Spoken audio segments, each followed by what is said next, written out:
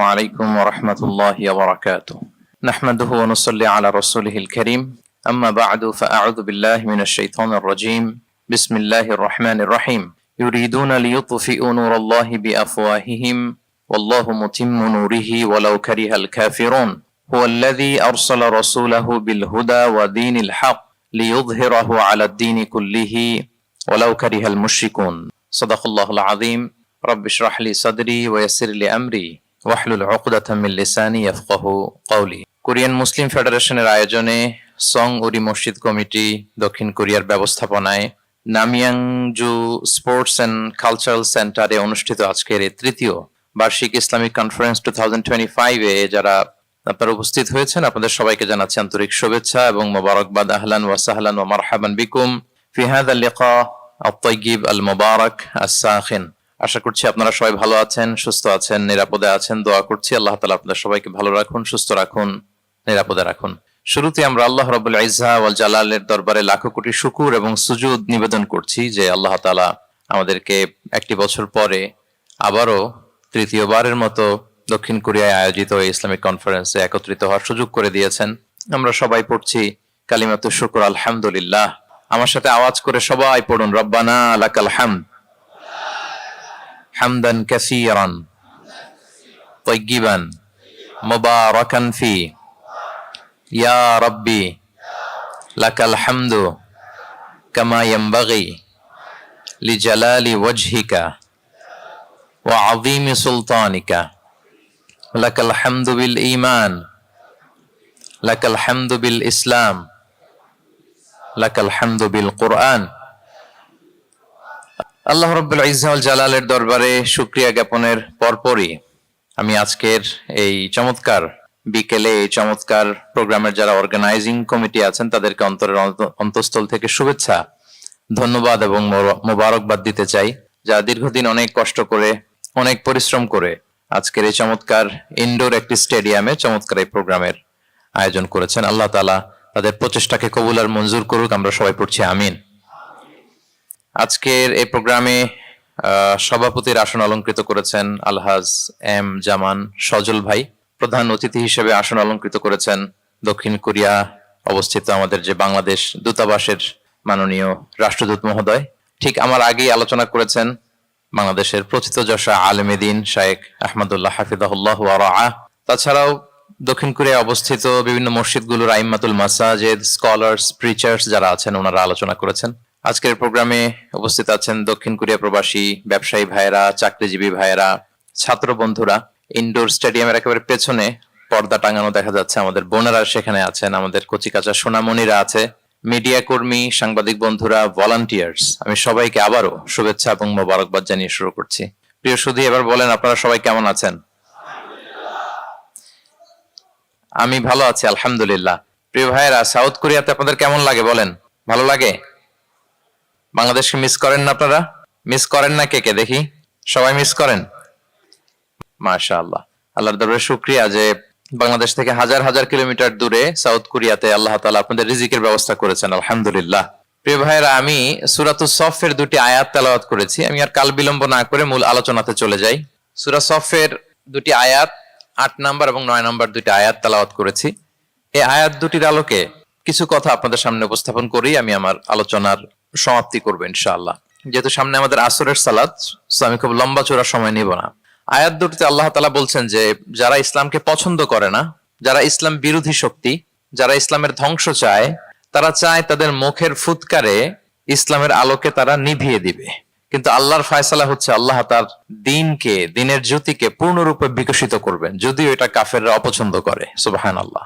এবং তিনি আল্লাহ তাআলা রাসূলকে প্রেরণ করেছেন হেদায়েত দিয়ে আর সত্য ধর্ম দিয়ে, দ্বীনে হক দিয়ে, যাতে করে মানব রচিত যত ধর্ম আছে, মতবাদ আছে, সবকিছুর কবর রচনা করে এগুলোর উপরে আল্লাহ তাআলা দ্বীন ইসলামকে বিজয়ী করতে পারেন, যদিও এটা মুশরিকদের কাছে খুব অসহনীয়।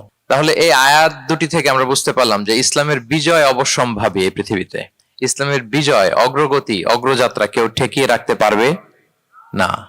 কিন্তু ইসলাম বিরোধীরা চায় ইসলামের অগ্রযাত্রাকে তারা নিভিয়ে দিবে, ইসলামের জ্যোতিকে মুখের ফুৎকারে নিভিয়ে দিবে। আওয়াজ করে বলেন তো, কাফিররা, ইসলাম বিরোধীরা মুখের ফুৎকারে আল্লাহর এই দ্বীনের জ্যোতি বা আলোকে কি কখনো নিভাতে পারবে বলেন? কোশ্চিনকালেও পারবে না।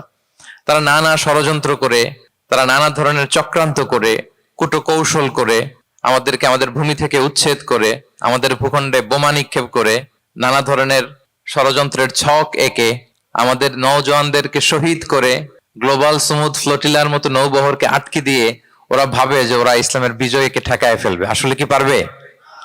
না। আল্লাহ বলেন, আমি ইসলামের জ্যোতিকে পূর্ণরূপে বিকশিত করবো। আল্লাহু আকবার। এটাকে কেউ ঠেকাতে পারবে না। তাহলে ইসলামের বিজয় অবশ্যম্ভাবী। এটা হচ্ছে আজকের আমার আলোচনার টপিক, যে ইসলামের বিজয় এটা অবশ্যম্ভাবী, অ্যাবসলিউটলি অ্যাবসলিউট, এটা হবেই। এটাকে কেউ ঠেকাতে পারবে না। ওয়াদাটা কার বলেন তো? সবাই একটু আওয়াজ করে বলুন, ওয়াদা কার? এটা আল্লাহর ওয়াদা, যে আল্লাহ তাআলা তার জমিনে তার দিনকে তিনি বিজয়ী করবেন, ডমিনেন্ট করবেন, পাওয়ারফুল করবেন। পৃথিবীর কোন শক্তি ইসলামের এই বিজয়কে, অগ্রযাত্রাকে আটকাতে পারবে না। ইসলামের বিজয় সুনিশ্চিত। ইসলাম বিজয়ী হবেই, আপনাকে নিয়ে বা আপনাকে ছাড়া, আমাকে নিয়ে কিংবা আমাকে ছাড়া। আই রিপিট, আমি আবারও বলছি, ইসলামের বিজয় হবেই হবে, আপনাকে সহ বা আপনাকে ছাড়া, আমাকে সহ বা আমাকে ছাড়া, বিজয় হবেই। সো আমি যদি এই মহাবিজয়ের একটা অংশীজন হতে পারি, এটা আমার জন্য লাখ। কি বলেন? এই বিজয়ের পার্ট যদি আমি হতে পারি, এই ভিক্টরির একটা পার্ট যদি, অংশ যদি হতে পারি, তো এটা আমার জন্য ব্লেসিংস, আমার সৌভাগ্য। ঠিক কিনা বলেন? এখন বলেন, আমরা সেই সৌভাগ্যের অধিকারী হতে চাই কি চাই না? হতে চাই না সবাই? আল্লাহ তাআলা কবুল করুক, আমরা পড়ি আমিন। তাহলে আল্লাহর ওয়াদা, ইসলামের বিজয় হবেই হবে, সুনিশ্চিত, কোনো সন্দেহ নাই। কেউ এই বিজয়কে ঠেকাতে পারবে না। ইসলামের বিজয় হবে, আমাকে নিয়ে বা আমাকে ছাড়া, আপনাকে নিয়ে বা আপনাকে ছাড়া, বিজয় হবেই। তবে আমরা যদি লেগে থাকতে পারি, এটা আমাদের জন্য সৌভাগ্যের।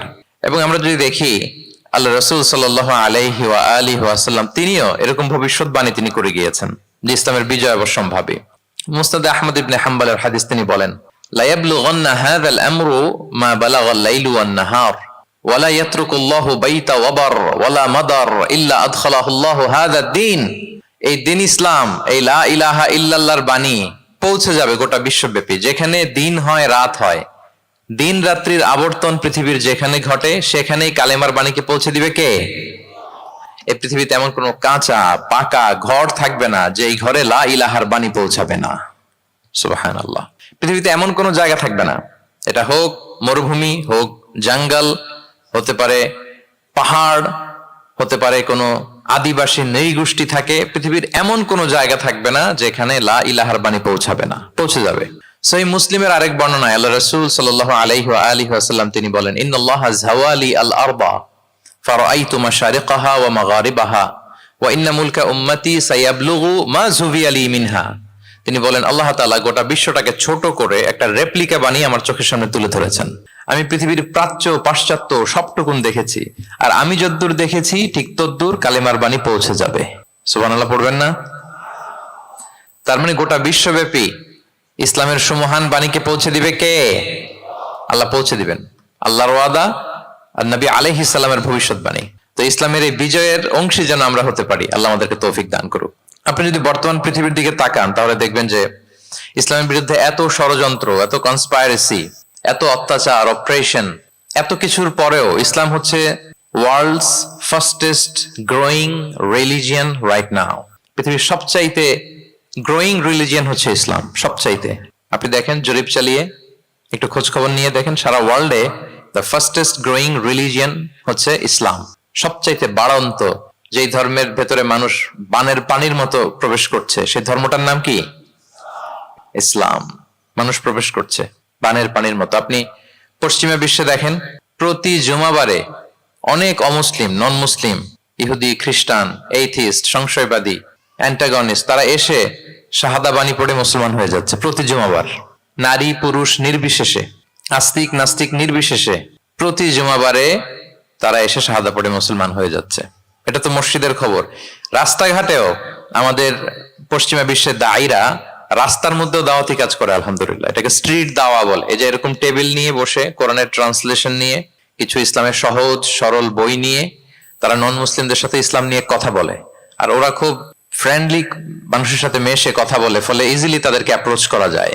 তো তাদেরকে অনেকে জিজ্ঞেস করে যে, তোমার ধর্ম কি, তোমার বাবার ধর্ম কি, what do you think about life after death, মৃত্যুর পরের জীবন নিয়ে তোমার ভাবনা কি, তোমার দাদা কোথায় গেল, তোমার বাবা কোথায়, তো চলে গেছে, তুমিও কোথায় যাবা। এইভাবে যখন জিজ্ঞেস করে নন মুসলিমদেরকে, তাদেরকে যখন ভাবাতে ভাবাতে ভাবাতে ভাবাতে ইসলামের বাণীগুলো যখন তাদের সামনে পেশ করে, তারা যখন কনভিন্সড হয়, অনেক ক্রিশ্চিয়ান, অনেক জুইশ, অনেক নন মুসলিম ওই রাস্তার ওই দাওয়া কাজের মধ্যে, স্ট্রিট দাওয়াতে ওইখানেই ঘোষণা দেয় আশহাদু আল্লা ইলাহা ইল্লাল্লাহ ওয়া আশহাদু আন্না মুহাম্মাদান আবদুহু ওয়া রাসূলুহু। রাস্তায় আধা ঘন্টা দাওয়া কাজের মধ্যেই ওরা কনভিন্সড হয়ে মুসলমান হয়ে যায়। হ্যাঁ, ওয়ার্ল্ডস ফাস্টেস্ট গ্রোয়িং রিলিজিয়ন। গোটা বিশ্বব্যাপী এভাবে ইসলামকে আল্লাহ তাআলা ছড়িয়ে দিচ্ছেন, গোটা বিশ্বব্যাপী ছড়ায় যাচ্ছে। কেউ এর অগ্রগতিকে থামায় রাখতে পারবে না, অসম্ভব। দেন কোশ্চেন হচ্ছে, এত এত ধর্ম থাকতে, এত এত ডক্ট্রিন থাকতে, মতভেদ থাকতে ইসলামের গ্রোথ এত বেশি কেন? গোটা বিশ্বতে দেখি মুসলমানরা মার খায়, ফিলিস্তিনে মার খাচ্ছে, আরাকানে মার খাচ্ছে, কাশ্মীরে মার খাচ্ছে, সব জায়গায় আমরা অপ্রেসড। তারপরেও মানুষের এত অ্যাট্রাকশন কেন ইসলামের প্রতি? ইসলাম থেকে তো মানুষ ভয়ে ভাগার কথা ছিল। ইসলামোফোব যেভাবে তারা ডিজাইন করেছে ওয়ার্ল্ড ওয়াইড, ইসলামের ব্যাপারে একটা ভীতি যেভাবে আন্তর্জাতিক ভাবে ছড়িয়ে দেওয়া হয়েছে, এখন তো ইসলাম থেকে দূরে যাওয়ার কথা ছিল, কি বলেন? কিন্তু তার বিপরীতে বানের পানির মতো মানুষ ইসলাম ধর্মে ঢুকছে, লা ইলাহা পড়ে তারা সৌভাগ্যবান হচ্ছে। এর কারণটাকে আজকে আমরা এই কারণটা উদ্ধার করবার চেষ্টা করবো, যে কেন হওয়ার কথা ছিল ইসলামের কথা শুনলে মানুষ ভয় পাবে না, সে নন মুসলিমরাই ইসলামের সুশীতল সুমহান বাণীর নিচে আশ্রয় নিচ্ছে। এর কারণটা কি? এই কারণগুলো আজকে আমরা বলবো। যে সমস্ত কারণে ইসলামের এই জয় জয়কার, যে সমস্ত কারণে অমুসলিমরা ইসলামের প্রতি অ্যাট্রাক্টেড হচ্ছে, যে সমস্ত কারণে মানুষ অন্য ধর্ম ছেড়ে মুসলিম হওয়ার জন্য পাগল পাড়া, এই কারণগুলো আজকে আমরা একটু অ্যানালাইসিস করব। এর মধ্যে এক নাম্বার কারণ হচ্ছে, আমার সুপ্রিয় দক্ষিণ কোরিয়া প্রবাসী ভাইয়েরা, এক নাম্বার কারণ হচ্ছে ইসলাম বা ইসলামী যে মতবাদ, এটা হচ্ছে ভেরি ন্যাচারাল। আমাদের ধর্মটা হচ্ছে ভেরি ন্যাচারাল রিলিজিয়ন। এটা খুবই স্বভাবজাত, খুবই স্বভাবজাত, রুচিসম্মত আর কি, পরিবেশ সম্মত, স্বাস্থ্যসম্মত, রুচিসম্মত, স্বভাবজাত। এটা মানতে, শুনতে, বুঝতে খুব সহজ, এটা আমাদের জীবনের সাথে খুব যায়। আরবিতে এটাকে বলে দিনুল ফিতরা। কি বলে? দিনুল ফিতরা, মানে এটা ফিতরাতের ধর্ম। এই ধর্মের উপরই মানুষকে আল্লাহ তাআলা তৈরি করেছেন। এটা যখন সুন্দরভাবে কারোর সামনে প্রেজেন্ট করা হয়, এটা তার কাছে এলিয়েন মনে হয় না, বরং বেশ আপন মনে হয়। এর কারণ হচ্ছে রুহের জগতে আমরা এরকম একটা কনফারেন্সে জয়েন করেছিলাম। সাইয়েদনা আদম আলাইহিস সালামের পৃষ্ঠদেশ থেকে যারা আমরা বনি আদম হয়ে পৃথিবীতে আসবো, তাদের রুহগুলোকে একত্রিত করে আল্লাহ এরকম একটা কনফারেন্সে কভেনেন্ট করেছিলেন, চুক্তি। তিনি আমাদের জিজ্ঞেস করেছিলেন যে আলাস্তু বিরাব্বিকুম, আমি কি তোমাদের রব নই? আমরা তখন স্বীকারোক্তি দিয়ে এসেছিলাম, আমরা বলেছিলাম ক্বালু বালা শাহিদিনা, হ্যাঁ আপনি আমাদের রব। তার মানে রুহের জগতেই আমরা আমাদের রবকে চিনে এসেছি, ইসলামকে চিনে এসেছি রুহের জগতেই। ফলে দুনিয়াতে যখন কেউ সুন্দর করে কোনো অমুসলিমের সামনে ইসলামকে পেশ করে, প্রেজেন্ট করে, তার কাছে ইসলামকে বড্ড চেনা চেনা লাগে, ইসলামকে বড্ড আপন আপন লাগে। কারণ ইসলাম তার কাছে নতুন না, সে তো অনেক আগে ইসলামের সাথে পরিচিত হয়ে এসেছে। সুবহানাল্লাহ, রুহের জগতেই সে ইসলামকে চিনে এসেছে, ইসলামের সাথে একটা ইন্টারাকশন তার রুহের জগতেই ছিল। ফলে দুনিয়াতে যখন চমৎকার ভাবে কারোর সামনে ইসলামকে প্রেজেন্ট করা হয়, ইসলামকে তার কাছে অপরিচিত লাগে না, এলিয়েন মনে হয় না, বরং বড্ড আপন আপন লাগে তার কাছে ইসলামকে। ফলে সহজে সে ইসলামকে গ্রহণ করতে পারে। তাহলে এটাকে বলা হয় ফিতরাত। ফিতরাতাল্লাহিল্লাতী ফাতারান নাস আলাইহা লা তাবদীলা লিখালকিল্লাহ। আল্লাহর প্রকৃতির অনুসরণ করো। আল্লাহ বলেন যে প্রকৃতির উপর আল্লাহ তাআলা মানুষকে বানিয়েছেন, আল্লাহর সৃষ্টি কাঠামোতে কোনো পরিবর্তন নেই। তাহলে সবাই এই ফিতরাত ইসলামের উপরই জন্মায়। অন্য হাদিসে আল্লাহ রাসূল সাল্লাল্লাহু আলাইহি ওয়াসাল্লাম বলেন যে মা মিন মাউলুদিন ইল্লা ইউলাদু আলাল ফিতরাহ ফাআবাওয়াহু ইউহাউবিদানিহি আও ইউনাসসিরানিহি আও ইউমাজ্জিসানিহি। মানে সব মানুষ ইসলামের উপর জন্মায়, পরে তার মা বাবারা হয়তো তাকে ইহুদি বানায় বা হিন্দু বানায় বা অগ্নি উপাসক বানায়, কিন্তু তার আসল ধর্ম হচ্ছে ইসলাম। আওয়াজ করে বলেন তো, আসল ধর্ম কি? আসল ধর্ম ইসলাম। সে ফিতরাতের উপর জন্মগ্রহণ করেছে, এমনিতেই বাই ডিফল্ট তার মনটা ইসলামের দিকে টানে। এই পৃথিবীতে যা কিছু ভালো, যা কিছু কল্যাণকর, যা কিছু আমাদের সাথে খাপ খায়, সুইট করে, সহজে সুইটেবল হয়, এটাই ফিতরাত। এটাই কি? ফিতরাত। তো সব মানুষ ফিতরাতের উপর জন্মেছে, ইসলামের উপর জন্মেছে। মেরাজের রাতে রাসূল সাল্লাল্লাহু আলাইহি ওয়াসাল্লামকে দুইটা পেয়ালা দেয়া হয়েছে। তিনি বললেন উতি চুবি ইনা আইন, আমাকে জিব্রাইল আলাইহিস সালাম দুইটা বাটি দিল বা পেয়ালা দিল। ফি আহাদিহিমা লাবান ওয়া ফিল আখারি খামর। এর একটার মধ্যে ছিল দুধ আর একটা মদ। আমি দেখতে পাচ্ছিলাম না কোনটাই কি। আমাকে যখন দেয়া হলো ফা আখাযতুল লাবান, আমি দুধের বাটি নিলাম। তখন জিবরিল আলাইহিস সালাম বললেন আসবতাল ফিতরাহ, আপনি ফিতরাতটাই নিয়েছেন, মানে যেটা ভালো ওইটাই নিয়েছেন, যেটা আপনার সাথে সুইট করে ওইটাই নিয়েছেন। সুবহানাল্লাহ পড়েন।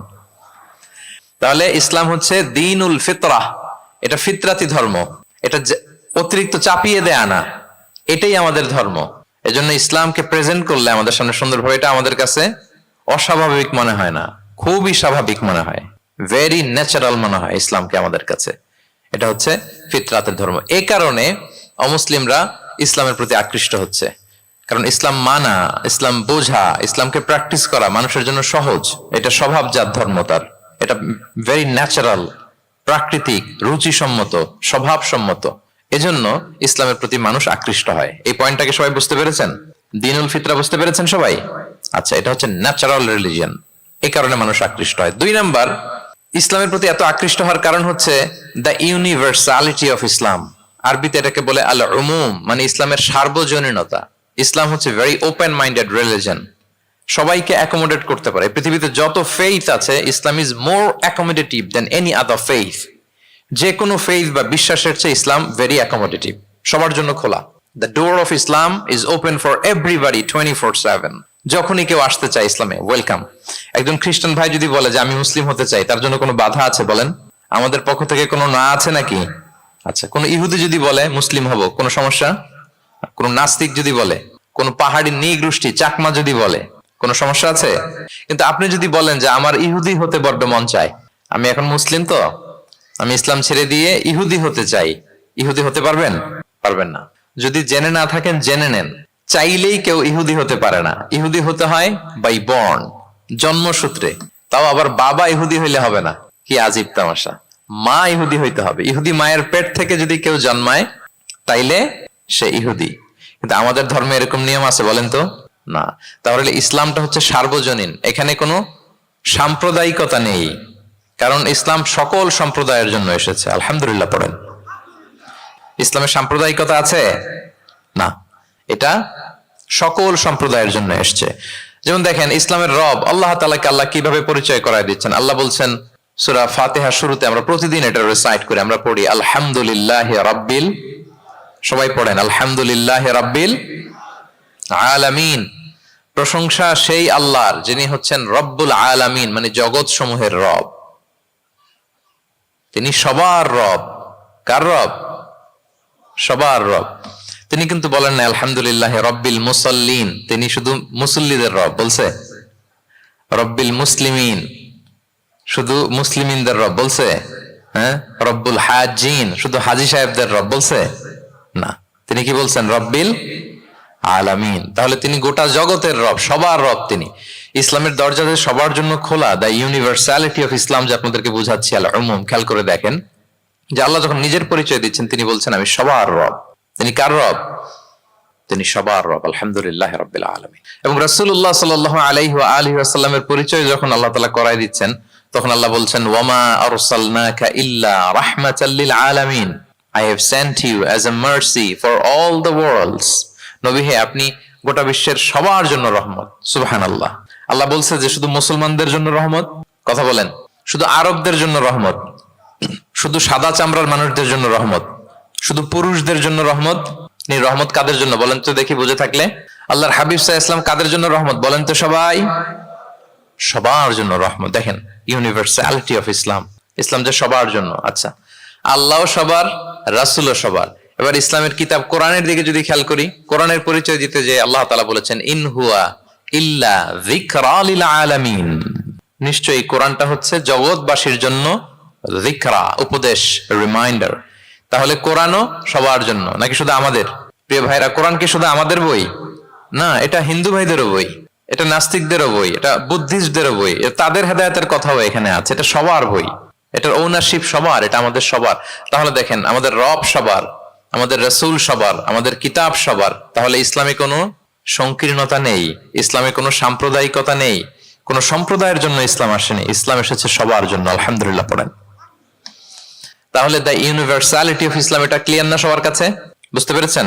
তাহলে কেন ইসলাম দ্য ফাস্টেস্ট গ্রোয়িং রিলিজিয়ন? গোটা বিশ্বে সবচাইতে বেশি গ্রো হচ্ছে ইসলামের। 2টা কারণ বলে ফেলেছি। 1 নাম্বার কি ছিল বলেন তো? মনে আছে কিনা কারো দেখি? Very natural religion. কে বলছে ন্যাচারাল দেখি? এই মাশাআল্লাহ। কি উনি শুধু বুঝলো নাকি? আর বাকিরা বললেন না যে? 1 নাম্বার কি ছিল? ন্যাচারাল। ইসলাম হচ্ছে ভেরি ন্যাচারাল রিলিজিয়ন, স্বভাবজাত।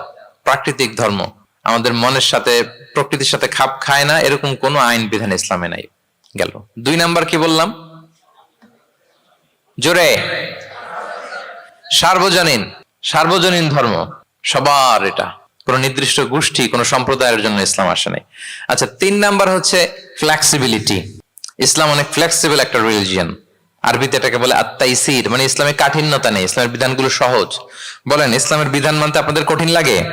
আল্লাহ বলেন ইউরিদুল্লাহু বিকুমুল ইউসরা ওয়ালা ইউরিদু বিকুমুল উসর। আল্লাহ তোমাদের জন্য সহজ চান, কঠিন চান না। আল্লাহ কি চায়? সবাই বলুন। আল্লাহ সহজ চায়, আল্লাহ কঠিন চায় না। আমরা অনেক সময় কঠিন করে দিনকে উপস্থাপন করি, জটিল করে দিনকে উপস্থাপন করি। ওমা জাআলা আলাইকুম ফিদ-দীনি মিন হারাজ। আল্লাহ তাআলা দিনে কোনো জটিলতা রাখেননি, কিন্তু আমরা খুব কঠিন করে উপস্থাপন করি। আল্লাহ বারবার বলেছেন সহজ সহজ সহজ, লা ইউকাল্লিফুল্লাহু নাফসান ইল্লা উসআহা। আল্লাহ সাধ্যের বাইরে কাউকে কিছু চাপিয়ে দেন না। আমাদের যদ্দূর সাধ্যে কোলায় ঠিক তদ্দূরই আল্লাহ চাপিয়ে দেন। সুবহানাল্লাহ। ইসলাম কত সহজ, কতটা সহজ আমি আপনাদেরকে বুঝিয়ে বলছি, আপনারা একটু মনোযোগ দিয়ে শুনুন। একটা ছোট্ট হাদিস আপনাদের সাথে শেয়ার করি। ইসলাম কতটা সহজ আপনারা একটু শুনলেই বুঝতে পারবেন। এক সাহাবী আল্লাহ রাসূল সাল্লাল্লাহু আলাইহি ওয়া আলিহি ওয়াসাল্লামের কাছে এসে তিনি বললেন, ইয়া রাসূলুল্লাহ হালাকতু ইয়া রাসূলুল্লাহ, হে রাসূল আমি তো শেষ।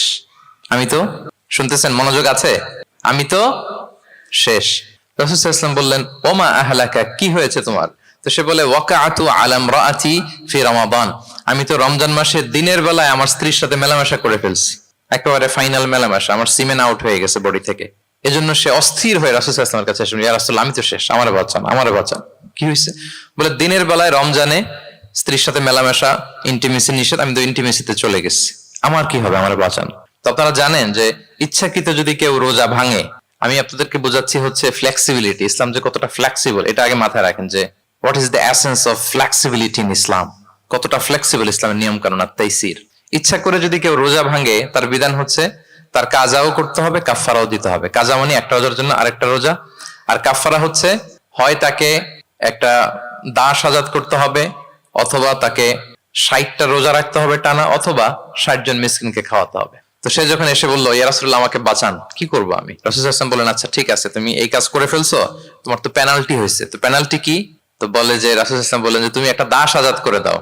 বলে, ইয়া রাসূলুল্লাহ এই সক্ষমতা আমার নাই, আমি দাস আজাদ করবো কোত্থেকে? আচ্ছা এটা পারবা না, তো তাহলে টানা 60টা রোজা রাখো কাফফারা হিসেবে, টানা 60 দিন রোজা রাখতে হবে, রমজান চলে যাওয়ার পরে 60 দিন রোজা এটা রাখো। বলে, ইয়া রাসূলুল্লাহ এটাও পারবো না, আমি টানা 60 দিন রোজা আমি রাখতে পারবো না। আচ্ছা এটাও যদি না পারো, তাহলে তুমি 60 জন মিসকিনকে খাবার খাইয়ে দাও। এবার সে বলে, ইয়া রাসূলুল্লাহ খাবারও খাওয়াতে পারবো না আমি, এই সামর্থ্য নাই। কি বিপদ! দাস আজাদ এটাও পারবা না, টানা 60টা রোজা এটাও পারবা না, 60 জন মিসকিনকে খাবার দিবা তাও পারবা না। তো কি আর করা, বসো, এক পাশে বসো। বসে আছেন, উনি অন্যান্য কাজ সারতেছেন। হঠাৎ এক ঝুড়ি খেজুর রাসূল সাল্লাল্লাহু আলাইহি ওয়াসাল্লামের কাছে আসলো, এক ঝুড়ি সাদাকার খেজুর। আসার পর রাসূল সাল্লাল্লাহু আলাইহি ওয়াসাল্লাম বললেন, ওই লোকটা কই যে এই কাজ করে ফেলছে? তাকে নিয়ে আসা হলো। রাসূল সাল্লাল্লাহু আলাইহি ওয়াসাল্লাম বললেন, যাও, দাসও আজাদ করতে পারবা না, 60টা রোজাও রাখতে পারবা না, 60 জন মিসকিনকে খাবারও দিতে পারবো না, তাহলে এক ঝুড়ি খেজুর আমার দরবারে আসছে, চ্যারিটির সাদাকার খেজুর, যাও এগুলো গরিবদের মাঝে বিতরণ করে দাও, তাসাদ্দাক বিহা ফিল মাদিনা, মদিনায় বিতরণ করে দাও। এবার সে বলে, আলা আফকারা মিন্না ইয়া রাসূলুল্লাহ, ইয়া রাসূলুল্লাহ আমার চেয়ে গরিব কাউকে দিতে হবে? রাসূল সাল্লাল্লাহু আলাইহি ওয়াসাল্লাম বললেন, হ্যাঁ গরিব কাউকে দিবা। বলতেছে, এই পুরো মদিনাতে আমার চেয়ে গরিব আর কেউ নাই। কি বিপদ! তোমার চেয়ে গরিব আর কেউ নাই? বলতেছে, আমি সবচাইতে মদিনায় গরিব। বলতেছে, তাহলে কি আর করবা, যাও তুমিই খাও, নিয়ে যাও বাসায়, তুমি আর তোমার ফ্যামিলির সবাই মিলে এটা খাও। চিন্তা করেন, আসছিল পেনাল্টি দিতে, নিয়ে গেল এক ঝুড়ি, কথা বোঝা নাই, নিয়ে গেল এক ঝুড়ি খেজুর। দেখেন what is the flexibility of Islam, Islam কতটা ফ্লেক্সিবল, মানুষের সুবিধা অসুবিধাকে ইসলাম কতটা গুরুত্ব দেয়। আমরা ইসলামকে বোঝানোর ক্ষেত্রে, এক্সপ্লেইন করার ক্ষেত্রে এগুলো মাথায় রাখি না। তাহলে ইসলামের এই যে ফ্লেক্সিবিলিটি যখন কোনো নন মুসলিম দেখে, এই হাদিস যদি কোনো নন মুসলিম পড়ে, আপনি বলেন সে কি আর অন্য ধর্মে থাকতে পারবে?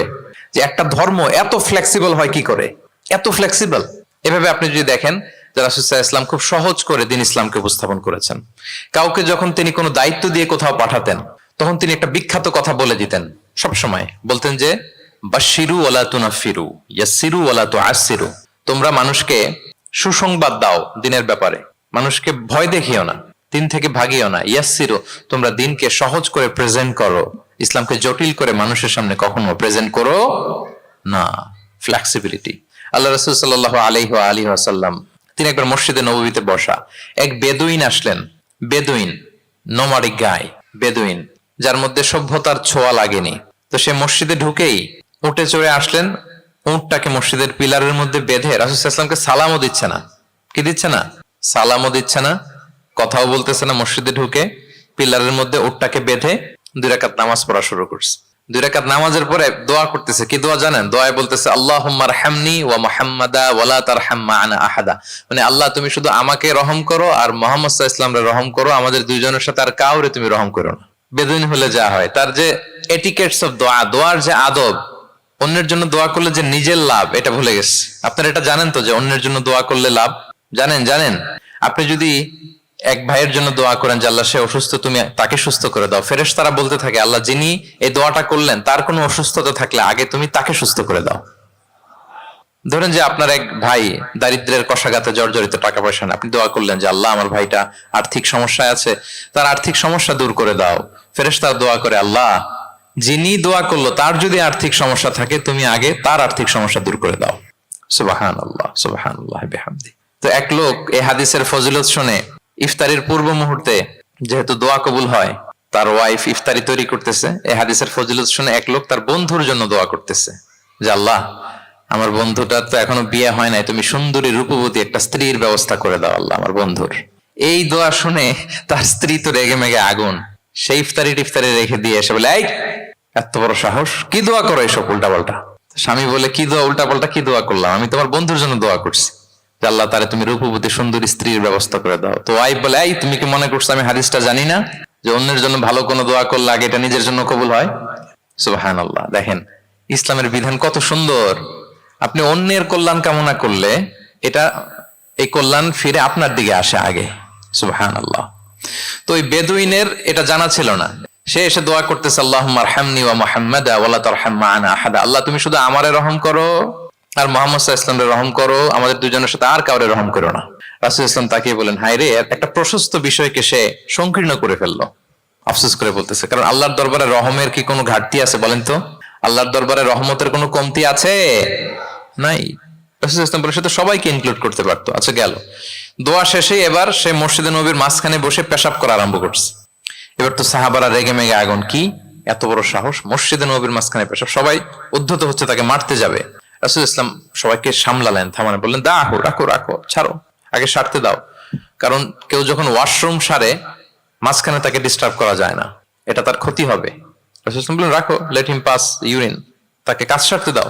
সে কাজ সারলো। এবার রাসূল ইসলাম বললেন ও হারিকু আলা বাউলিহি সাজলান মিন মা, তার পেশাবের উপর এক বালতি পানি ঢেলে দাও, দিয়ে ফেললো। এবার রাসূল সাল্লাল্লাহু আলাইহি ওয়াসাল্লাম বললেন ইন্নামা বুইসতুম মুয়াসসিরিন ওয়া লাম তুবআসু মুআসসিরিন। হে সাহাবারা মনে রাখো, তোমরা সহজপন্থী হিসেবে প্রেরিত হয়েছে, তোমরা কট্টরপন্থী হয়ে পৃথিবীতে প্রেরিত হও নাই। সুবহানাল্লাহ। তাহলে যে কোনো জিনিসের সলিউশন আপনার সহজভাবে করতে হবে, এটাকে জটিল বানানো যাবে না। আমরা অনেক সময় জটিল থেকে জটিল করি। তখন এই বেদুইনকে রাসূল ইসলাম ডেকে বললেন, আচ্ছা তুমি যে কাজটা করলে, মসজিদে নববীর মাঝখানে পেশাব করলে, এটা কি ঠিক হলো? তুমি কি জানো এটা আল্লাহর ঘর, এটা আমাদের মদিনার কমিউনিটির ইবাদতগাহ, এখানে আমরা আল্লাহর ইবাদত করি, আল্লাহর জিকির করি, আল্লাহর কিতাব তেলাওয়াত করি, এটা কি তোমার ঠিক হলো? এইভাবে যখন আদর দিয়ে পরম মমতায় তাকে বুঝিয়ে বলা হলো, সে লজ্জিত হয়ে মাথা নিচু করে ফেললো। সুবহানাল্লাহ। রাসূল সাল্লাল্লাহু আলাইহি ওয়াসাল্লামের কাছে ক্ষমা চাইল। তাহলে প্রিয় সুধী, আপনি কোমলতা, ভালোবাসা দিয়ে যা জয় করতে পারবেন, কঠোরতা দিয়ে সেটা পারা যায় না। খেয়াল রাখবেন, ভালোবাসা দিয়ে যেভাবে আপনি মানুষের হৃদয় জয় করতে পারবেন, কঠোরতা দিয়ে পারবেন না। এজন্য ইসলাম ফ্লেক্সিবিলিটিতে বিশ্বাস করে। ফ্লেক্সিবিলিটি, লা ইউকাল্লিফুল্লাহু নাফসান ইল্লা উসআহা। আল্লাহ সাধ্যের বাইরে কাউকে কখনো কিছু চাপিয়ে দেয় না। এজন্য ইসলামকে সহজ করে উপস্থাপন করতে বলেছেন তিনি। মুআয ইবনে জাবাল রাদিয়াল্লাহু তাআলা আনহুকে রাসূল সাল্লাল্লাহু আলাইহি ওয়াসাল্লাম একবার ইমাম বানিয়ে পাঠালেন একটা এলাকায়। তো ওই এলাকার লোকেরা ছিল শ্রমজীবী সাহাবী, শ্রমজীবী। উট ব্যবহার করে সেখান থেকে কুয়া থেকে পানি নিয়ে খেজুর গাছের মধ্যে দিত। সারাদিন যখন কষ্ট করতো, হার্ড ওয়ার্কিং করতো, বিকেলে ক্লান্ত হয়ে পড়তো। তো উনি মাগরিবের নামাজে সূরা বাকারা দিয়ে একবার তেলাওয়াত শুরু করলেন। সূরা বাকারা কোরআনের সবচাইতে ছোট সূরা নাকি সবচাইতে বড়? তো উনি যখন বাকারা দিয়ে নামাজ শুরু করলেন, এক শ্রমজীবী সাহাবী এসে আর কন্টিনিউ করতে পারছেন না, এত লম্বা কেরাত কিভাবে পারবেন, তো ক্লান্ত, শ্রান্ত, পরিশ্রান্ত। উনি রেগে নামাজ ছেড়ে দিয়ে একা একা নামাজ পড়ে রাসূল সাল্লাল্লাহু আলাইহি ওয়াসাল্লামের কাছে যে অভিযোগ করলেন, নালিশ করলেন, বললেন ইয়া রাসূলুল্লাহ, দেখেন এমন একজনকে ইমাম করে আমাদের এলাকায় অ্যাসাইন করেছেন, উনি মাগরিবের নামাজে পড়তেছেন সূরা বাকারা, আর আমরা সবাই শ্রমজীবী কৃষিজীবী মানুষ। রাসূল সাল্লাল্লাহু আলাইহি ওয়াসাল্লাম রেগে গেলেন। মুআয ইবনে জাবালকে ডেকে বললেন, মুআয আফাতানুন আনতা ইয়া মুআয, তুমি কি ফিতনা ছড়াচ্ছ সমাজে? তোমাকে পাঠিয়েছি কমিউনিটির ইউনিটি ধরে রাখার জন্য। আফাতানুন আনতা ইয়া মুআয, হে মুআয তুমি কি সাব্বিহ ইসমা রাব্বিকাল আ'লা এই সূরা পারো না? ওয়াশ-শামসি ওয়া দুহাহা এই সূরাটা পারো না? ওয়াদ-দুহা ওয়াল-লাইলি ইযা সাজা এটা মুখস্থ নাই? এই ছোট ছোট সূরাগুলো থাকতে তুমি বাকারা দিয়ে পড়তে গেলা কেন? সুবহানাল্লাহ, সুবহানাল্লাহ, আল্লাহু আকবার। দেখেন ইসলাম কতটা ফ্লেক্সিবিলিটিতে বিশ্বাসী, সহজ সহজ করে ইসলাম সবকিছু উপস্থাপন করে। এজন্য নন মুসলিমরা যখন দেখে যে ইসলামের মধ্যে এরকম ফ্লেক্সিবিলিটি আছে, তারা ইসলামের প্রতি আকৃষ্ট হয়। আলহামদুলিল্লাহ। আচ্ছা বলেন তো, বিয়েতে মহরানা দেয়া কি? সবাই বলুন। একজন বলছে ফরজ। সবাই বলুন, বিয়েতে মহরানা দেয়া কি? ওয়া আতুন নিসা সাদাকাতিহিন্না নিহলা, সানন্দ চিত্তে স্বামীদেরকে আল্লাহ বলছেন তোমরা তোমাদের মহরানা ডৌরি দিয়ে দাও, দিতেই হবে। অনেকে এটা দেয় না, ঠিক না, দিয়ে দিতে হবে। তো দেয়া ফরজ। মহরানা দেওয়ার মতো অর্থ এক সাহাবীর নাই। এক সাহাবী বলেন, ইয়া রাসূলুল্লাহ বিয়ে করব, মহরানা আছে? নাই। তো না থাকলে কি বিয়ে করবা কি করে? এখন যাকে পছন্দ করছে ওই নারীকে জিজ্ঞেস করতেছে, তুমি কি কোরআন পারো? মেয়ে বলে, না আমি তো কোরআন পারি না। তো যিনি যে সাহাবী বিয়ে করবেন ওনাকে বলেন, তুমি কোরআন পারো? হ্যাঁ আমি তো অনেকগুলো সূরা পারি। তখন রাসূল সাল্লাল্লাহু আলাইহি ওয়াসাল্লাম ওই কন্যাকে, মেয়েকে ডেকে বলল যে তুমি তো সূরা পারো না, তোমার হবু হাজবেন্ড অনেকগুলো কোরআনের সূরা পারে, তো তোমাকে তোমার স্বামী প্রতিদিন কিছু না কিছু সূরা মুখস্থ করাই দিবে, এটাই হয়ে যাবে তোমার বিয়ের মোহর। তাহলে বলেন তো সহজ না কঠিন? অজু করে নামাজ পড়া কি? সবাই বলুন ফরজ। কিন্তু ধরেন অজুর পানি নাই, তখন তায়াম্মুম করে পড়লেও কবুল করবে কে? আল কিয়াম ফিস সালাহ, দাঁড়িয়ে নামাজ পড়া কি? ফরজ। দাঁড়াতে পারছেন না, বসে বসে পড়লে কবুল করবে কে? বসতেও পারেন না, শুয়ে পড়লেও কবুল করবে কে? তাহলে বলেন তো ইসলামের বিধান কি কঠিন না সহজ? ফ্লেক্সিবিলিটি আর তাইসির। ইসলামের এই ফিচারটার কারণে, এই বৈশিষ্ট্যের কারণে অমুসলিমরা ইসলামের প্রতি আকৃষ্ট হয়, যে ইসলামের বিধানগুলো এত ফ্লেক্সিবল। এটা হচ্ছে মূল বিধান, না হলে এটা, না হলে অপশন, না হলে এই অপশন, মানে সমাজের সাথে খাপ খাইয়ে নেয়ার মতো, সহজে মানুষ এটাকে এক্সিকিউট করার মতো সব বিধান আল্লাহ তাআলা রেখে দিয়েছেন। সুবহানাল্লাহ। তাহলে এই বিষয়গুলোর কারণে মুসলিমরা ইসলামের প্রতি আকৃষ্ট হয়। দ্য ফাস্টেস্ট গ্রোয়িং রিলিজিয়ন, মূল যে টপিক, মনে আছে তো আপনাদের? তাহলে 3টা কারণ অলরেডি বলে ফেলেছি, আরো 2টা বলবো, বলে শেষ করে দিব। এর মধ্যে প্রথমটা কি ছিল? ইসলাম ধর্মটা কেমন? ন্যাচারাল, ভেরি ন্যাচারাল রিলিজিয়ন, দীনুল ফিতরা। 2 নম্বরে সার্বজনীন, দ্য ইউনিভার্সালিটি অফ ইসলাম, আল উমুম, এটা সবার জন্য এই ধর্মটা। 3 নম্বরে কি বললাম? ফ্লেক্সিবিলিটি। ইসলাম খুব ফ্লেক্সিবল, এটা সহজে মানা যায়, সহজে এটাকে পালন করা যায়, এজন্য অমুসলিমরা আকৃষ্ট হয়। 4 নম্বর হচ্ছে ব্যালেন্সড অ্যাপ্রোচ অফ ইসলাম। ইসলামের বিধানগুলো খুবই ব্যালেন্সড, ভারসাম্যপূর্ণ আর কি। এর মধ্যে পরিমিতি বোধ আছে, ভারসাম্য বোধ আছে, এটা ব্যালেন্সড। এই কারণে ইসলামের প্রতি মানুষ আকৃষ্ট হয়। এখানে বাড়াবাড়িও নাই, ছাড়াছাড়িও নাই, মাঝামাঝি। বাড়াবাড়িও নাই, ছাড়াছাড়িও নাই। আমার সাথে সাথে বলেন, কি নাই? বাড়াবাড়িও নাই, আর কি নাই? ছাড়াছাড়িও নাই, বরং মাঝামাঝি, ব্যালেন্সড অ্যাপ্রোচ। ইসলামের সবকিছু দেখবেন ব্যালেন্সড। وكذلك جعلناكم أمة وسطا لتكونوا شهداء على الناس ويكون الرسول عليكم شهيدا। অনুরূপ ভাবে আমি তোমাদেরকে ব্যালেন্স জাতি বা মধ্যমপন্থী জাতি হিসেবে তোমাদেরকে পৃথিবীতে প্রেরণ করেছি, যাতে করে তোমরা অন্য জাতির উপর সাক্ষী হতে পারো, আর নবী হতে পারেন তোমাদের উপর সাক্ষী। তাহলে আমাদের ধর্মটা খুবই ভারসাম্যপূর্ণ, খুবই কি ভারসাম্যপূর্ণ, বাড়াবাড়িও নাই, ছাড়াছাড়িও নাই। দেখেন বিশ্বাসীদের বৈশিষ্ট্যের কথা বলতে যে আল্লাহ তাআলা বলছেন, ওয়াল্লাযীনা ইযা আনফাকু লাম ইউসরিফু ওয়া লাম ইয়াকতুরু ওয়া কানা বাইনা যালিকা কাওয়ামা। বিশ্বাসীরা যখন দান করে, দানের ক্ষেত্রে তারা কৃপণতাও করে না, আবার অপচয়ও করে না, বরং মাঝামাঝি দান করে। বরং কি মাঝামাঝি দান। রাসূলুল্লাহ সাল্লাল্লাহু আলাইহি ওয়াসাল্লামের একটা অভ্যেস ছিল, তার কাছে কেউ কিছু চাইলে উনি না বলতে পারতেন না। কি বলতে পারতেন না? সবাই বলুন। রাসূলুল্লাহ সাল্লাল্লাহু আলাইহি ওয়াসাল্লাম কি বলতে পারতেন না? না। কেউ কিছু চাইবে আর উনি না বলবেন, এই না ওনার ডিকশনারিতে নাই, না বলতে জানতেন না। তো একবার রাসূল সাল্লাল্লাহু আলাইহি ওয়াসাল্লামের মাত্র একটা মাত্র জামা, কয়টা জামা? একটা। তো এক ফরিয়া দিয়ে এসে রাসূল সাল্লাল্লাহু আলাইহি ওয়াসাল্লামকে বললেন, ইয়া রাসূলুল্লাহ আমাকে একটা জামা দিন, আমি বস্ত্রহীন। তো রহমতের নবী কি আর করবেন, যেহেতু না বলতে জানেন না, কাউকে ফিরিয়ে দিতে জানেন না, নিজের জামাটাই খুলে দিয়ে দিলেন। সুবহানাল্লাহ। এখন ওনার গায়ে তো জামা নাই, আছে? উনি জামাহীন অবস্থায় ঘরে বসে আছেন। আল্লাহ তাআলা আয়াত নাযিল করলেন, ওয়াল্লাযীনা ইযা আনফাকু লাম ইউসরিফু ওয়া লাম ইয়াকতুরু ওয়া কানা বাইনা যালিকা কাওয়ামা। বিশ্বাসীরা যখন দান করে তারা কৃপণতাও করে না, আবার বাড়াবাড়িও করে না, মাঝামাঝি থাকে, মধ্যম পন্থা। মানে বুঝাতে চাইলেন, আল্লাহ তাআলা এই কথা দিয়ে বুঝাতে চাইলেন, নবী হে, জামা যদি দুটো থাকতো তাহলে না হয় একটা দিতেন, দুটো যদি থাকতো একটা দিতেন, এখন ছিল কয়টা? এটাই যখন দিয়ে দিয়েছেন, এখন আপনি পড়বেন কি? সুবহানাল্লাহ বিহামদি। ভারসাম্য শিখালেন আল্লাহ। তাহলে ইসলাম হচ্ছে ভারসাম্যের ধর্ম, ব্যালেন্সড রিলিজিয়ান, বাড়াবাড়িও নাই, ছাড়াছাড়িও নাই। সাহাবাদের মনের মধ্যে একবার কৌতূহল জাগলো যে রাসূল সাল্লাল্লাহু আলাইহি ওয়াসাল্লাম রাত্রিবেলা কি আমল করে, দিনের বেলা কি আমল করে, ওনার ব্যক্তিগত আমলগুলো কেমন, একটু দেখে আসি। তো ওনার খোঁজ লাগালেন। খোঁজ লাগিয়ে যা পেলেন তাদের খুব একটা মনোপুত হলো না। ওনারা ভাবলেন যে রাসূল সাল্লাল্লাহু আলাইহি ওয়াসাল্লাম হয়তো আরো বেশি আমল করেন, কিন্তু ওনাদের কাছে মনে হলো যে কিছুটা বোধহয় কমই হয়ে যাচ্ছে। তো একজন বলল, আরে রাসূল সাল্লাল্লাহু আলাইহি ওয়াসাল্লামের তো আগের পরের সব গুনাহ মাফ, গফিরা লাহু মা তাকাদ্দামা মিন যামবিহি ওয়া মা তাআখার, ওনার তো কোনো গুনাহই নাই, এই আমল ওনার জন্য ঠিক আছে, আমাদের জন্য ঠিক না, আমাদের আরো বাড়াই করতে হবে। তো কি করা যায়? এই চিন্তা থেকে এরা একজন বলে যে তাইলে একটা কাজ করি, আমি আর এখন থেকে রাতে ঘুমাবো না, সারা রাত তাহাজ্জুদ করবো। সারা রাত কি করবো? আচ্ছা। আরেকজন বলে তাহলে আমি কালকে থেকে যে নফল রোজা রাখা শুরু করব, জীবনেও মরার আগের দিন পর্যন্ত আর রোজা ভাঙবো না, খালি রোজা চলতেই থাকবে, সাওমে বিসাল। দুইজন তো দুইটা নিয়ে নিছে। আরেকজন কি করবে? আরেকজন বলে তোরা যা করছস, আমি এক কাজ করি, আমি আর আমার স্ত্রীর কাছেই যাব না, সন্ন্যাসী হয়ে গেলাম, আর বউদের কাছে যাব না, সন্ন্যাসী জীবন, খালি আল্লাহ বিল্লাহ, ইবাদত, জিকির, আজকার, দোয়া, দুরুদ পড়তে পড়তে জীবন শেষ করে দেব। তিনজন তিনটা নিয়ে নিল। এই কথা যখন রাসূলুল্লাহ সাল্লাল্লাহু আলাইহি ওয়া আলিহি ওয়াসাল্লাম তিনি শুনলেন, তিনি অপছন্দ করলেন। তিনি বললেন, মা বালু আকওয়ামিন ইয়াকুলুনা কাযা ওয়া কাযা, তোমাদের কি হলো?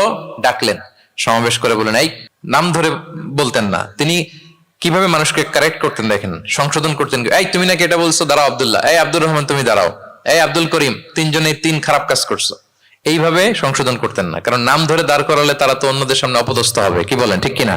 নাম না ধরে তাদের কাজ নিয়ে বললেন যে মা বালু আকওয়ামিন ইয়াফআলুনা কাযা ওয়া কাযা, মা বালু আকওয়ামিন ইয়াকুলুনা কাযা ওয়া কাযা। আচ্ছা, তোমাদের মধ্যে কয়েকজন নাকি এই কাজের ঘোষণা দিছো, তোমাদের মধ্যে কয়েকজন, তাহলে যেই তিনজন দিছে এরা তো বুঝে ফেলছে যেগুলো আমাদের কি বলতেছে, ঠিক কিনা বলেন?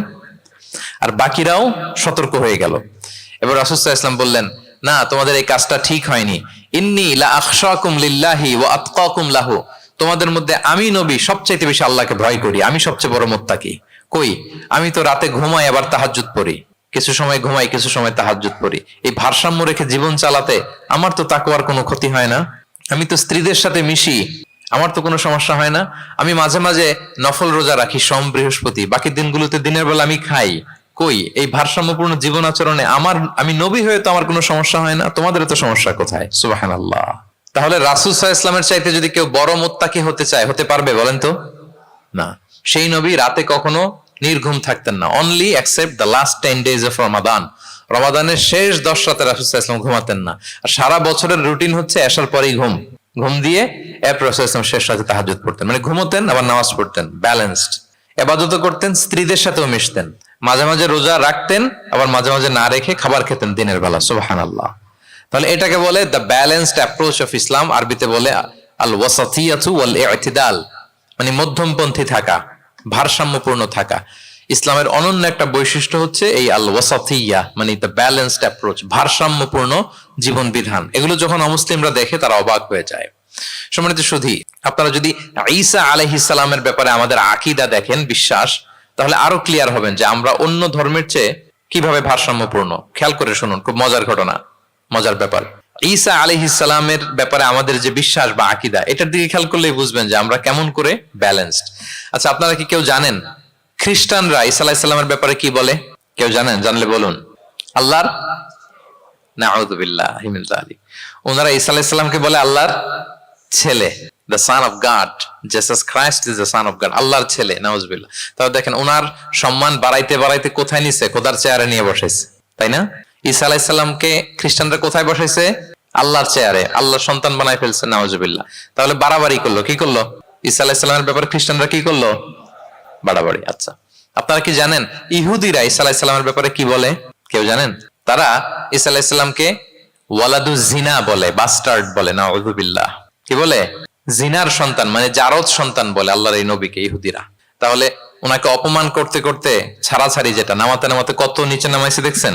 তাহলে এক ধর্ম ওনারে উঠাতে উঠাতে আল্লাহর চেয়ারে, আর এক ধর্ম ওনারে নামাতে নামাতে জমিনের নিচে। আমরা কি বলি ঈসা আলাইহিস সালামের ব্যাপারে? দেখেন, আমরা বলি ঈসা আলাইহিস সালাম হচ্ছে আব্দুল্লাহি ওয়া রাসূলুহু, তিনি আল্লাহর বান্দা এবং আল্লাহর রাসূল। আল্লাহর বান্দা বলার মধ্য দিয়ে আমরা খ্রিস্টানকে রিফিউট করি, খ্রিস্টান কমিউনিটিকে। তোমরা যে আল্লাহর চেয়ারে নিয়ে বসাইছো এটা ভুল, ওইখানে না, আরো নিচে নামাইতে হবে। উনি আল্লাহর বান্দা। আর রাসূলুহু, সম্মানিত রাসূল বলে আমরা ইহুদিদেরকে রিফিউট করি, তাদের জবাব দেই যে না, তোমরা একজন নবীকে যে অপমান করে বলেছো উনি বাস্টার্ড, না, উনি রাসূলুহু, আল্লাহর প্রেরিত রাসূল, এই বলে ওনার সম্মানকে আমরা উপরে উঠাই। তাহলে একদল নিছিল ওইদিকে, ওইখান থেকে নিচে নামায় নিয়ে আসি, একদল মাটির নিচে ঢুকাই দিছে, ওইখান থেকে উপরে উঠাই নিয়ে আসি। তাহলে আমরা মাঝামাঝি থাকি। সুবহানাল্লাহ পড়বেন না? ঈসা আলাইহিস সালামের ব্যাপারে আমাদের আকীদা হচ্ছে মানহাজুল ওয়াসাতিয়্যাতি ওয়াল ইতিদাল, আমরা মাঝামাঝি থাকি। আচ্ছা, আমাদের যে বোনদের পিরিয়ড হয় প্রতি মাসে, মেনস্ট্রুয়েশনাল পিরিয়ড হয়, খ্রিস্টানরা কি করে জানেন? কোনো বাজ বিছান নাই, পিরিয়ড আর নন পিরিয়ডের কোনো বাজ বিছান নাই, সারা মাস তারা তাদের স্ত্রীদের সাথে ইন্টিমেসিতে যায়। আচ্ছা, মানে বাড়াবাড়ি করলো, ছাড়াছাড়ি করলো। আর ইহুদিরা কি করে জানেন? ইহুদিরা বোনদের যখন পিরিয়ড হয় স্ত্রীদের, তখন স্ত্রীদের সাথে কোনো কথাবার্তা, স্পর্শ কিছুই করে না, এদেরকে ঘর থেকে বের করে দেয়। তাদের আলাদা একটা ঘর থাকে, যে 5 দিন 7 দিন বোনদের পিরিয়ড হয়, ওই বাসায় থাকো, ওই রুমে, পিরিয়ড ভালো হয়ে যাবে, এরপর আমার এখানে আসবো। দেখেন, একদল করছে বাড়াবাড়ি, আরেক দল ছাড়াছাড়ি। কিন্তু ইসলামের কত সুমহান বিধান, কত সুমহান বিধান! পিরিয়ড চলাকালীন সব করা যাবে, কিন্তু ফাইনাল ইন্টিমেসি ছাড়া, আরবিতে যেটাকে বলে আল জিমা, এটা ছাড়া। তাহলে দেখেন, এই যে ঈসা আলাইহিস সালাম এবং এই যে বোনদের পিরিয়ডের যে বিধান, এক্ষেত্রে আমাদের ভারসাম্যপূর্ণ বিধান ফুটে ওঠে, যেটাকে বলে ব্যালেন্সড অ্যাপ্রোচ অফ ইসলাম, ইসলামের ভারসাম্যপূর্ণ বিধান। তো ইসলামের এই ব্যালেন্সড অ্যাপ্রোচ যখন অমুসলিমরা দেখে, তারা ইসলামের প্রতি আকৃষ্ট হয়ে যায়। আলহামদুলিল্লাহ। তাহলে কয়টা বললাম? 1 নম্বরে ন্যাচারাল রিলিজিয়ন, 2 নম্বরে দ্য ইউনিভার্সালিটি অফ ইসলাম, সার্বজনীন, 3 নম্বরে ফ্লেক্সিবিলিটি, তাইসির, সহজ ইসলাম বিধান, 4 নম্বরে ব্যালেন্সড অ্যাপ্রোচ, ভারসাম্যপূর্ণ, বাড়াবাড়িও নাই, ছাড়াছাড়িও নাই। 5 নম্বরে সর্বশেষ আল ইনসানিয়া, এটাকে বলে রিলিজিয়ন অফ হিউম্যানিটি। ইসলাম মানবতার ধর্ম। কিসের ধর্ম? ইসলাম মানবতার ধর্ম। যখন এটা দেখে মুসলিমরা আর ধরে রাখতে পারে না নিজেকে। সুবহানাল্লাহ। প্রত্যেক শ্রোতা বলবেন, অল অডিয়েন্স একসাথে বলেন, ইসলাম কিসের ধর্ম? মানবতার ধর্ম। মানুষকে ইসলাম সবচাইতে মর্যাদা দেয়। একবার এক ইহুদির লাশ যাচ্ছিল রাসূল সাল্লাল্লাহু আলাইহি ওয়াসাল্লামের সামনে দিয়ে, এই লাশ দেখে, ইহুদির লাশ দেখে নবী সাল্লাল্লাহু আলাইহি ওয়াসাল্লাম দাঁড়িয়ে গেলেন। সাহাবারা বললেন, ইয়া রাসূলুল্লাহ, ইন্নাহু ইয়াহুদি, আপনি দাঁড়ালেন যে, এটা তো ইহুদির লাশ। রাসূল সাল্লাল্লাহু আলাইহি ওয়াসাল্লাম বললেন, আওয়ালাইসাত নাফসান, এটা কি মানুষ না? সুবহানাল্লাহ পড়বেন না? আওয়ালাইসাত নাফসান, হোক না ইহুদি, হোক না খ্রিস্টান, হোক না মাজুসি, অগ্নি উপাসক, সে তো মানুষ। তাকে মানুষ হিসেবে কনসিডার করে তাকে সম্মান দিতে যে আমি দাঁড়িয়েছি। সুবহানাল্লাহ বিহামদি। তাহলে মানবতাকে ইসলাম গুরুত্ব দেয়, মানুষকে ইসলাম কি করে? গুরুত্ব দেয়। আল্লাহ বলেন, ওয়ালাকাদ কাররামনা বানি আদম, I have dignified the status of the sons of Adam. আমি বনি আদমের স্ট্যাটাসকে বাড়িয়েছি, মর্যাদাকে বাড়িয়েছি। মানুষ মাত্রই তার সম্মান আছে না নাই? দেখেন, আল্লাহ আমাদেরকে এত সম্মানিত করেছেন, ঈমান আনার ব্যাপারে আমাদেরকে কোনো জোর জবরদস্তি করেন নাই, স্বাধীনতা দিয়েছেন। আমরা ফ্রি টু অ্যাকসেপ্ট ইসলাম। ফামান শাআ ফালিউমিন ওয়া মান শাআ ফালিয়াকফুর, যে চাইবে ঈমান আনবে, না চাইলে সে কুফরি করবে। তবে জেনে রাখো, ঈমান আনলে ফলাফল জান্নাত, আর কুফরি করলে পরিণাম জাহান্নাম। কিন্তু জোর করবো না আমি। লা ইকরাহা ফিদ্দীন, দ্বীনে জবরদস্তি নাই, বাড়াবাড়ি নাই, নো কম্পালশন ইন ইসলাম। কাউকে ফোর্স করে আপনি জোর করে ইসলামে আনলে হবে না। তাহলে এটা মানবতার ধর্ম। মানবতাকে ইসলাম সবচাইতে বেশি গুরুত্ব দেয়। যেমন ধরেন যে, দুর্যোগ পীড়িত কোনো এলাকায় যদি আমরা ত্রাণ নিয়ে যাই, আমরা কি সেখানে দেখে দেখে শুধু মুসলিম ঘরে ত্রাণ দেই নাকি? ওখানে মুসলিম থাকলে মুসলিম দেই, হিন্দুরা যদি থাকে তাদেরকে দেই। আমরা যদি কোনো দুর্যোগপূর্ণ এলাকায় যাই, সেখানে নাস্তিক থাকলে তার ঘরে আমরা ত্রাণ পৌঁছে দেই। আমরা যদি কোনো উদ্ধার কর্মে অংশগ্রহণ করেছি, ধরেন যে আগুন লেগেছে, আপনি উদ্ধার কর্মতে অংশগ্রহণ করেন, এখন খুঁজে খুঁজে যার মাথায় টুপি আরে আপনি বাঁচাবেন নাকি? যার গালে দাঁড়িয়ে আরে বাঁচাবেন না, আপনি সবাইকে বাঁচাবেন। আল্লাহু আকবার। মানবতা যেখানে বিপন্ন, সেখানেই ইসলামের সাপোর্ট আছে না নাই বলেন? যেখানেই মানবতা বিপন্ন, সেখানে ইসলাম পৌঁছে যায়। কারণ ইসলাম হচ্ছে দ্য রিলিজিয়ন অফ হিউম্যানিটি। এটা মানবতার ধর্ম। মানুষ হিসেবে ইসলাম সবাইকে কনসিডার করে। মদিনাতে একবার 60 জন খ্রিস্টান পাদ্রী আসবেন নাজরান থেকে। খ্রিস্টান পাদ্রী, কোন ধর্মের? খ্রিস্টান। এখন তাদের সাথে এই ফরেন ডেলিগেট যখন আসবে, কোথায় বসবে? রাসূল সাল্লাল্লাহু আলাইহি ওয়াসাল্লাম, ওইরকম জায়গা তো নাই। এখন না রাজা বাদশাদের প্যালেস থাকে, প্রাসাদ, এটা সেটা, কোথায় বসবে? এক সাহাবী বলে, ইয়া রাসূলুল্লাহ, আমার কাছে খেজুর পাতা আছে, এটা বিছাই দেই, এটা একটা আসন করে এখানে বসি। রাসূল ইসলাম বললেন না, এটা কেমন হয়। আরেক দল বলে যে আমাদের তো একটু সূর্য হেলে গেলেই তো উহুদ পাহাড়ের ছায়া পাওয়া যায়, ওখানে নিয়ে বসি। রাসূল ইসলাম বললেন না, এত দামি মেহমান, ওখানে বসা যায়? বলতে না বলতে 60 জন খ্রিস্টান পাদ্রী চলে আসছে। এখন রাসূল ইসলাম কোথায় বসতে দিবেন, উনি উপায়ন্তর না পেয়ে তাদের সবাইকে নিয়ে মসজিদে নববীর দরজা খুলে দিলেন। 60 জন খ্রিস্টানকে কোথায় ঢুকতে দিলেন? মসজিদে নববী। অনেক সিরাত গ্রন্থ এই বর্ণনাটাকে কভার করেছে, সিরা আল হালাবিয়া, জাদুল মাআদ ফি হাদি খায়রিল ইবাদ সহ অনেক সিরাত গ্রন্থে এসেছে 60 জন খ্রিস্টান মুসলমানদের নবীর তৈরি করা প্রতিষ্ঠিত মসজিদের নবীর ভিতরে ঢুকে মিটিং সেরেছে। এবং এক বর্ণনায় এমনও এসেছে, ইন দ্য মিন টাইম আসরের সময় ওদের যখন ইবাদতের সময় হয়েছে, রাসূল ইসলাম তাদেরকে ইবাদতের অনুমতি দিলেন। তারা তাদের কিবলা পূর্ব দিকে, 60 জন মিলে পূর্ব দিকে হয়ে তারা তাদের নিজেদের ইবাদত সেরেছে। সুবহানাল্লাহ। রাসূল ইসলাম এটা খ্রিস্টান না ইহুদি এটা কনসিডার করেন। রাসূল ইসলাম দেখেছেন তারা মানুষ। তারা কি মানুষ? যেমনি মানুষ মনে করে এক ইহুদির লাশ দেখে তিনি দাঁড়িয়ে গিয়েছেন আলাইহিস সালাতু ওয়াসসালাম। তাহলে ইসলাম মানবতাকে গুরুত্ব দেয়। এজন্য ইসলামকে বলা হয় রিলিজিয়ন অফ হিউম্যানিটি, আল ইনসানিয়া। এটা মানবতার ধর্ম। কিসের ধর্ম? এই পাঁচটা ইসলামিক ফিচার, ইসলাম ধর্মের এই 5টা ক্যারেক্টারিস্টিক্স বা ফিচার থাকার কারণে Islam is the fastest growing religion in the world right now. পৃথিবীতে সবচাইতে ইসলামের গ্রোথ বেশি। সবাই কালিমা শাহাদা পড়ে মুসলমান হয়ে যাচ্ছে নন মুসলিম দেশগুলোতে। আপনাদের সাউথ কোরিয়ার কথা আমি জানি না, আমি তো ওয়েস্টের অনেক দেশে গিয়েছি, অনেক জায়গায় আমাদের বন্ধুরা ইমাম খতিব হিসেবে আছে, তাদের কাছ থেকে শুনি রেগুলার নন মুসলিমরা, খ্রিস্টানরা তারা কালিমা পড়ে মুসলমান হয়ে যাচ্ছে। তাদের চার্চ গুলো তারা বিক্রি করে দিচ্ছে, চার্চ সেনাগগ গুলো বিক্রি করে দিচ্ছে। গত সপ্তাহে, তার আগের সপ্তাহে আমার জাপানে প্রোগ্রাম ছিল, এক মসজিদে আলোচনা করলাম, দেখি যে মসজিদটা খুব সুন্দর। আমি বললাম এত সুন্দর মসজিদ, বলে যে শেখ এটা আগে ক্যাসিনো ছিল। ক্যাসিনো কি ছিল? ক্যাসিনো চিনেন তো? জুয়ার আসর বসতো আর কি এখানে। বলে যে আমরা ক্যাসিনো কিনে এটার মসজিদ বানায় ফেলছি। তো এই 5টা বিষয় থাকার কারণে অমুসলিমরা ইসলামের প্রতি আকৃষ্ট হচ্ছে। দেখি আরেকবার শুনি আপনাদের থেকে। 1 নম্বরে কি ছিল?